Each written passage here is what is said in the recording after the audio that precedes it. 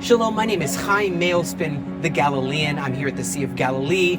I'm with the Aliyah Return Center charity, where we're helping poverty-stricken immigrants return, get settled, take their first steps here in the prophetically promised land, right? I myself made Aliyah here.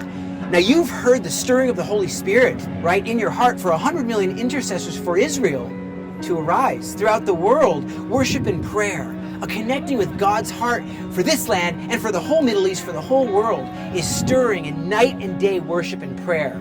There's a convergence right now at the land, the property of the 33rd President of the United States, Harry S. Truman, given as a sign to the International House of Prayer for God's purposes, right? Leaders from all over the world and millions of people joining online and in person are connecting their hearts to this purpose. Truman called himself Cyrus when he understood that he was positioned by God as a world leader to establish Israel like Cyrus did. Now, what does it mean to be an anointed one like Cyrus for the restoration of Israel? What does it mean to be a weeping cupbearer like Nehemiah, weeping for the restoration of Israel? What does it mean to participate and effectuate the redemption throughout the globe, following Melchizedek? Weeping over Jerusalem like Yeshua.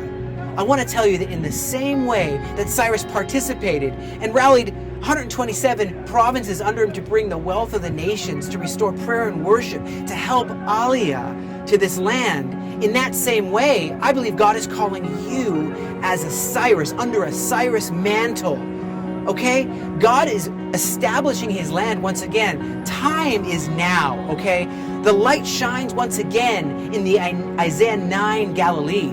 God is raising up his ecclesia, his governing body, in order to prepare the way of his return. Have you heard the call like Cyrus?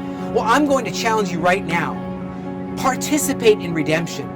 I myself made Aliyah many years ago, and gold and silver were given to our family to make our Aliyah. I believe God's asking people to take an extravagant step of faith. And as you see this gold and silver coming from all over the world to help with Aliyah, I believe that is a wave that's continuing right now.